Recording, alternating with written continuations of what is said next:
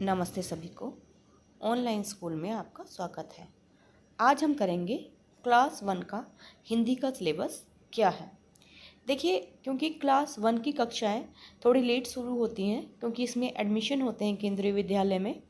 तो सबसे पहले क्या किया जाए क्लास 1 के लिए, तो ये विद्यालय तत्परता कार्यक्रम है, इसे स्टार्ट किया जाता है सबसे पहले, जिसे हम स्कूल रेडीनेस प्रोग्राम भी बोलते हैं, SRP, जिसमें बच्चे को अडेप्ट कराया जाता है क्लास से, स्कूल से और उसके अध्यापकों से। तो यह अब बच्चों को जो ये सिखाया जाता है, क्रियाकलाप कराए जाते हैं, ये इस तरह से कराए जाते हैं कि बच्चे अपने आसपास के एनवायरनमेंट के साथ घुल मिल जाए। इसमें ऑडियो, वीडियो, नैतिक मूल्यों का विकास कराया जा सकता है। बच्चों को फ्लैश कार्ड वगैरह दिखाए जा सकते हैं। बच्चों से उनकी बातचीत करके, अक्षरों के माध्यम से, मात्राओं की पहचान, ये सब जून और जुलाई में जो विद्यालय तत्परता कार्यक्रम होता है, स्कूल रेडीनेस प्रोग्राम, उसमें कराया जाता है। अगस्त के महीने में क्या कराया जाता है बच्चे को?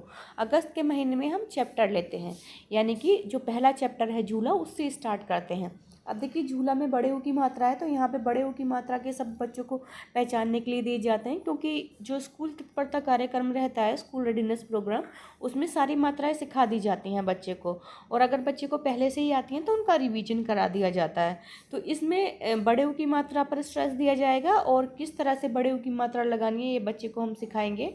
और झूले से रिलेटेड सारे वर्ड्स, वर्णमाला में अक्षरों की ध्वनि, आकृति, ये सब चीज़ें, घर में किन किन चीज़ों पे झूल सकते हैं, ये सारी चीज़ें, झूले का चित्र बनाना, इन सब चीज़ों को झूला पाठ में कराया जाएगा। एक कविता है और इसका सस और वाचन बच्चे के साथ कराया जाएगा, ताकि बच्चा इस चीज़ को सीख सके। अगला चैप्टर है आम की कहानी। देखिए, बच्चों को आम बहुत पसंद होता है, और अगर हम खुद बच्चों को बोलें कि अब कहानी बताओ जब आपने आम खाया है या फिर कोई फल खाया है, तो बच्चे खुश होकर उसे बताएंगे। इस तरह से बच्चों के मुंह से ही कहानियाँ स्टार्ट करते हुए इस पाठ को आगे बढ़ाया जा सकता है। इसके अलावा एक और चैप्टर है आम की टोकरी, और इसमें भी बच्चे को हम जब हमने आम की कहानी बच्चे से सुन ली है, उसके बाद की जो कहानी है वो हम बता सकते हैं कि किस तरह से आम रखते हैं, या फिर ओ की मात्रा के शब्द हैं, कविता को कंठस्थ करके बच्चा सुना सकता है, तो इससे बच्चे को लर्निंग एबिलिटी बच्चे की अच्छी होगी इससे। और ये जो वर्ड्स हैं, जैसे कि ठूसना, चूसना, पूछना, नाम, दाम, तुकांत, जो शब्द होते हैं, इस तरह के वर्ड बच्चे को करा सकते हैं। बच्चे को चित्र बनाने के लिए दे सकते हैं, आम से रिलेटेड चीज़ें और फलों के चित्र भी बनाने को दे सकते हैं। और इसी मंथ में, अगस्त मंथ में, एक और चैप्टर है पत्ते ही पत्ते। इसमें क्या कर सकते हैं कि ए और बड़े ए की मात्रा के बारे में बताएंगे बच्चे को, और पत्ते कलेक्ट करवा सकते हैं अपने आसपास के, और उन्हें सुखा करके एक फ़ाइल भी बनवा सकते हैं, जिसमें बच्चा खुश होकर उसे रखेगा। और जब बच्चा पत्तों के नाम पढ़ेगा कि किस पेड़ के पत्ते हैं, तो इससे बच्चे को पेड़ के नाम भी आएंगे। तो इस तरह से और भी अपने घर की बाकी चीज़ें, जैसे जो खुरदरी है, चिकनी है, इस तरह से, क्योंकि जो पत्तियाँ होती हैं वो रफ़ सरफेस की भी होती हैं और स्मूथ सरफेस की भी होती हैं, तो ये सब बच्चे को सिखा सकते हैं। नेक्स्ट है सितंबर मंथ। सितंबर मंथ में चैप्टर है पकौड़ी। देखिए, घर में सभी बच्चे पकौड़ी बनवाते हैं अपनी मम्मा से और खाते हैं, और बहुत अच्छा लगता है बच्चों को पकौड़ी खाना। तो इसमें बड़े जो ई की मात्रा है वो बच्चों को सिखा सकते हैं, औ की मात्रा सिखा सकते हैं। इसके अलावा ये सारी मात्राएं वाले शब्द कर सकते हैं। पोषक तत्व किन किन चीज़ों से मिलते हैं, बच्चों को क्या क्या चीज़ें खानी पसंद है। और इसमें हम बच्चों को ये भी बता सकते हैं कि जो फास्ट फूड खाते हैं बच्चे, वो नहीं खाना चाहिए, घर पे बनी हुई चीज़ें खानी चाहिए, क्योंकि वो स्वच्छ होती हैं। तो स्वच्छता के बारे में भी इसमें हम बच्चों को बता सकते हैं। बच्चे अपनी पसंद और नापसंद की चीज़ों के बारे में लिस्ट बना सकते हैं।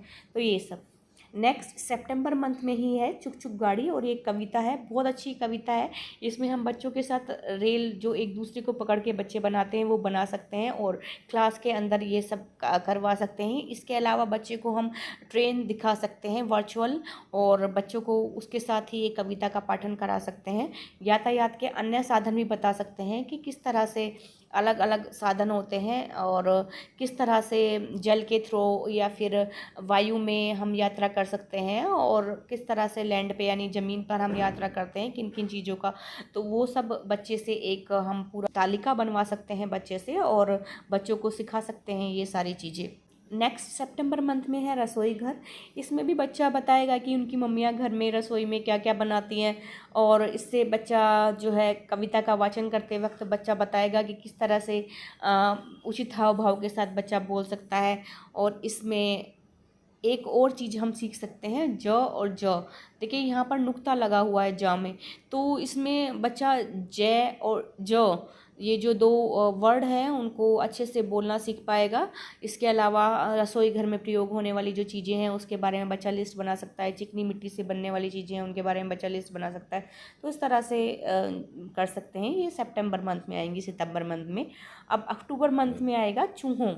देखिए ये जो चूहों वाली बात है, बच्चे देखिए जब किसी जानवर का नाम सुनते हैं तो एकदम से उछल पड़ते हैं। तो इसमें चूहों म्याऊं सो रही है, तो देखिए इसमें चूहे बिल्ली की जो बहुत ही अच्छी कविता है वो दी हुई है। और जब बच्चे इसको करेंगे तो इसमें अपना अभिनय भी कर सकते हैं। जब अभिनय करेंगे बच्चे तो खुश होकर करेंगे और बच्चे अच्छे से सीख पाएंगे। और इसमें वर्णों की पहचान हम बच्चे को करा सकते हैं।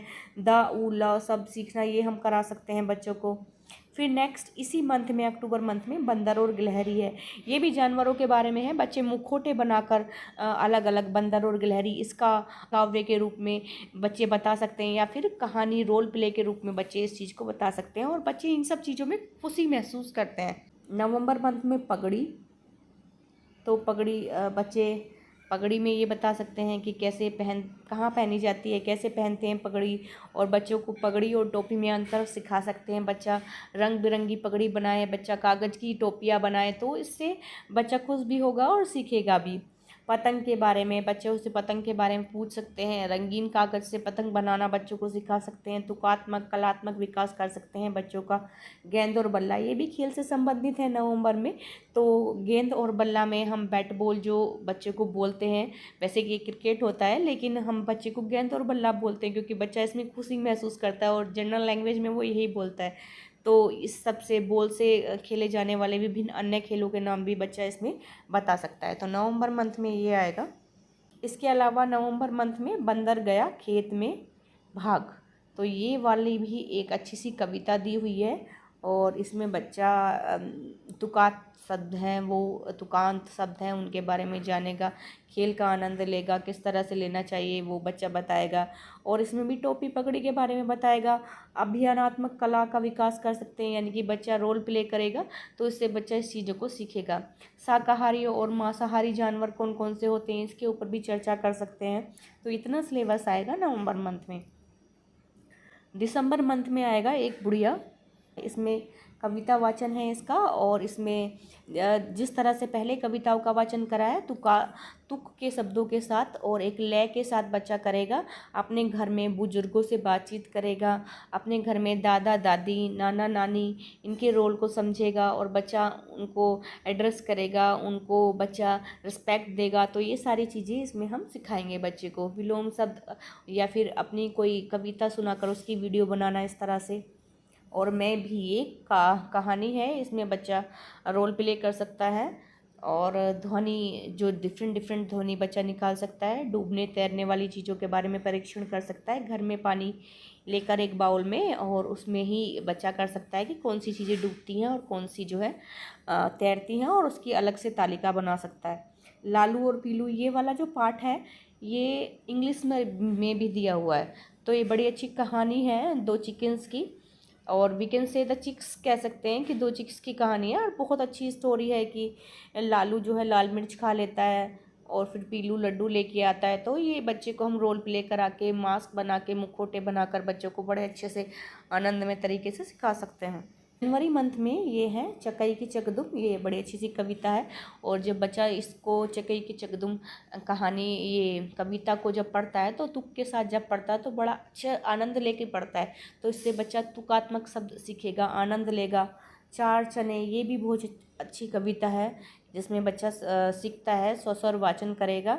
और भगदड़ ये भी एक कविता है। और ये सारी कविताएं बहुत अच्छी कविता हैं जो बच्चे को सीखने में आनंद आएंगी। बच्चा डिफरेंट टाइप के जानवरों के बारे में सीखेगा, गिनती ये सीखेगा बच्चे। चार चने हैं चार, तो कहाँ इस चार को हम मैथमेटिक्स से भी रिलेट कर सकते हैं, पढ़ते हैं इंटीग्रेटेड वे में पढ़ते हैं तो गिनती बच्चे को सिखा सकते हैं हिंदी में।